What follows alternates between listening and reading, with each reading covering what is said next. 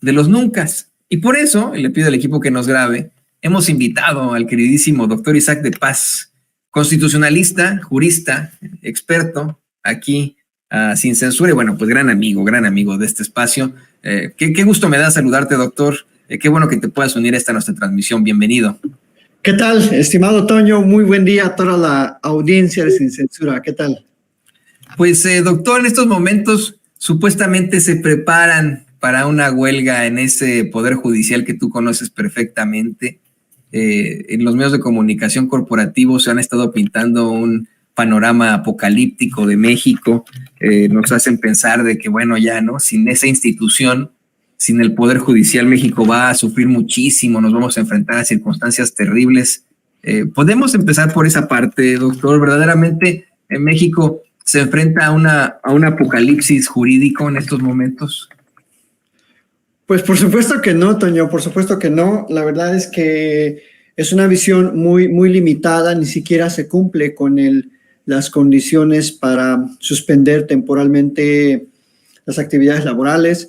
En el derecho laboral, este derecho a huelga tiene que tener algunos requisitos, algunos objetivos, como la revisión del contrato, la celebración de un contrato colectivo, la celebración de un contrato ley, y no se dan estas condiciones o el equilibrio entre los factores de producción. Pero aquí estamos hablando de un trabajo público, de un servicio público que estarían obligados toda la gente que está en huelga a seguir realizando, porque no hay ni siquiera, en este momento, no hay una sola ley vigente que les restrinja sus derechos. No hay. Todo lo que hay es una propuesta presupuestaria que ni siquiera nada tiene que ver con los derechos laborales. Eso tenemos que subrayarlo muy claro, porque se está propagando la desinformación, se está propagando el miedo, el terror al interior del Poder Judicial, cuando ni siquiera se van a tocar, y no se podrían tocar, aquí sí hay que aclararlo, los derechos laborales de los funcionarios de bajo, de medio nivel de ese poder. Entonces, se está hablando únicamente, y creo que no lo han entendido, y no lo han entendido, Toño, ¿sabes por qué? Porque no se informan, porque ni siquiera escuchan al presidente, ni siquiera escuchan las mañaneras. Ya les dijo que el tema no es con ellos, no es con los mandos inferiores o los mandos medios, no es con un secretario de acuerdos, no es contra el actuario, no es contra un oficial judicial, que son los tipos de funcionarias que hay, funcionarios en el Poder Judicial. Es contra los privilegios de los de hasta arriba, de la Corte, del Tribunal Electoral del Poder Judicial de la Federación,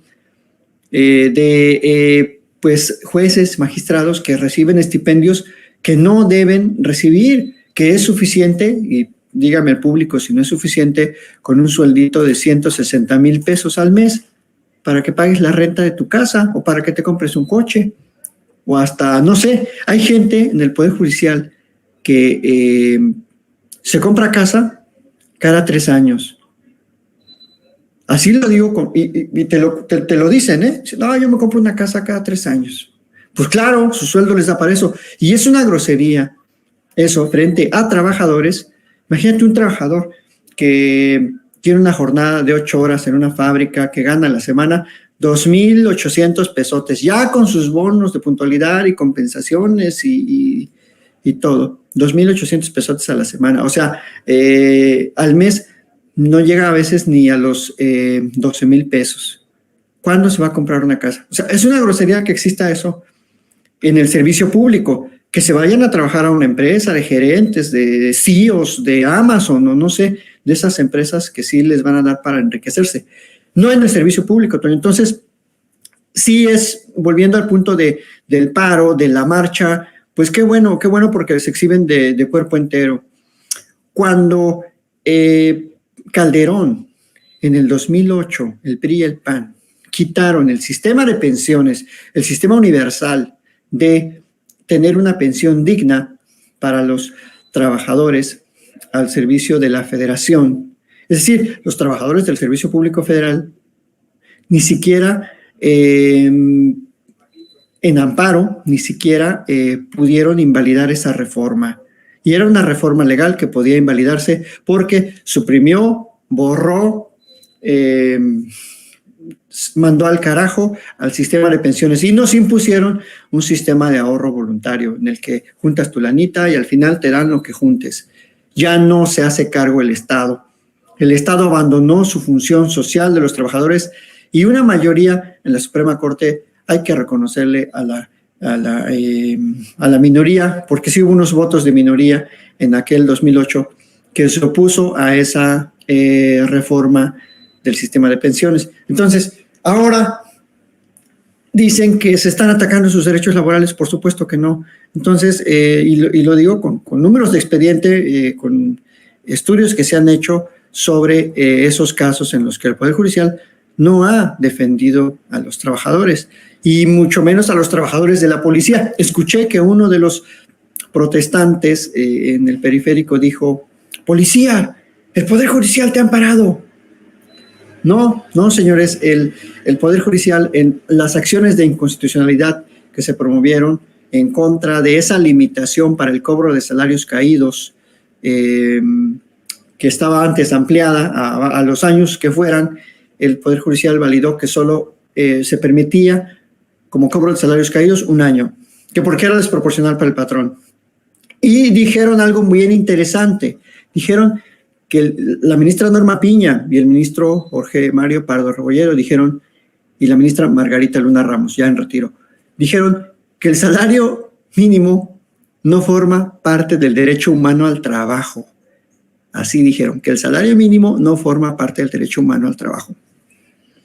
Entonces, Toño, podrían platicarte más amparos, diría el doctor Jalife, no me hagas hablar. Pero efectivamente el Poder Judicial pues tiene bastantes decisiones contrarias a los derechos de los trabajadores y deberían hacer una reflexión. Está bien que se manifiesten, nunca se han manifestado contra el nepotismo, nunca les indignó eso, no les indigna el acoso que sufren muchas compañeras abogadas allá al interior del Poder Judicial, nunca protestaron contra un juez o magistrado. Es un poder que se ha sabido plegar a los intereses de la oligarquía en México. Y yo les haría un llamado muy civilizado a que reflexionen, a que escuchen realmente, a que conozcan cuál es el objetivo de esos fideicomisos, a que se informen y no se dejen llevar por el vendaval de desinformación que hay en los medios que le están haciendo el caldo gordo a la derecha mexicana y que tampoco se victimicen porque pues ganan bastante bien, les va bien como para que anden ahí diciendo que se les van a quitar sus prestaciones. Eso podría decir grosso modo, Toño.